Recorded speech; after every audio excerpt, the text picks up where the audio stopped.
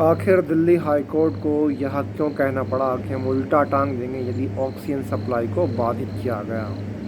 दिल्ली में ऑक्सीजन की कमी को लेकर काफ़ी लंबे समय से यह समस्या बनी हुई है, जिसके कारण वहां पर लगातार मौत के आंकड़े बढ़ते जा रहे हैं। इसी बीच में दिल्ली में अग्रसेन अस्पताल ने ऑक्सीजन की कमी को लेकर दिल्ली हाई कोर्ट में याचिका दायर की थी। याचिका की सुनवाई करते हुए कोर्ट ने कहा कि ऑक्सीजन को सप्लाई करने वाले बाधित करने वाले उन कर्मचारी अधिकारियों के नाम बताए जाए। यह उन्होंने कोर्ट ने केंद्र दिल्ली सरकार से पूछा कि आप उन अधिकारियों के नाम बताइए जो ऑक्सीजन की सप्लाई को बाधित कर रहे हैं। आप इन अधिकारी कर्मचारियों के नाम केंद्र सरकार को भी बताएं ताकि उनको दंडित किया जा सके।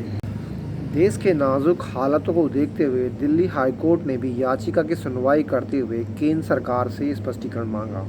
उन्होंने केंद्र सरकार से कहा कि दिल्ली को जो 480 मैट्रिक टन जो रिजर्व ऑक्सीजन है वो सप्लाई कब होगी, कैसे होगी और किस प्रकार की जाएगी। इसके साथ हाईकोर्ट ने दिल्ली सरकार को भी फटकार लगाते हुए कहा कि आपके द्वारा जो उपाय किए जा रहे हैं वो भी ठीक नहीं है, संतुष्टिकारक नहीं है। साथ ही यह भी कहा गया कि आप अपना खुद का प्लांट क्यों नहीं लगवाते। इस पर दिल्ली सरकार के वकील ने कहा कि 2 अस्पतालों में मरीजों की हालत काफ़ी गंभीर है, जहां 306 कोविड मरीज इस समय भर्ती हैं।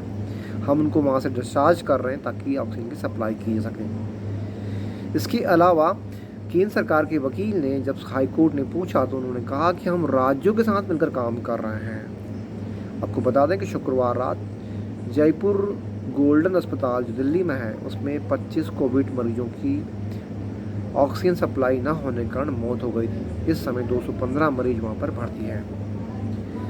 हाईकोर्ट ने आखिर ये अपना रुख देश के गंभीर हालत को देखते हुए कड़ा किया और केंद्र और राज्य सरकार दोनों को स्पष्ट निर्देश दिए हैं कि आप अपने अपने क्षेत्रों में सही तरीके से काम कीजिए। साथ ही अधिकारी को यह कहा, कर्मचारियों को यह स्पष्ट किया कि जो भी अधिकारी कर्मचारी ऑक्सीजन सप्लाई में को बाधित करेगा उसको बख्शा नहीं जाएगा, क्योंकि जीवन संविधान के तहत एक मौलिक अधिकार है जिस पर सबका एक अधिकार है। हमारे देश में इस समय हालत काफ़ी नाजुक है, क्योंकि दूसरी लहर के साथ साथ एक ट्रिपल वेरिएंट जो है इसमें जुड़ गया है। ट्रिपल वेरिएंट जो इस समय सबसे पहले कोलकाता में देखा गया था, उसके कारण यह काफ़ी आक्रामक है। इसके अलावा अमेरिका के वाशिंगटन में एक रिसर्च में सामने यह आया और साथ ही भारत को चेताया गया है कि मई के मध्य में मामले काफ़ी बढ़ने वाले हैं और लगभग 8 लाख कोविड मरीज आपको मई के मध्य में संक्रमित मरीज देखने को मिलेंगे। इसलिए भारत को सावधान किया गया है।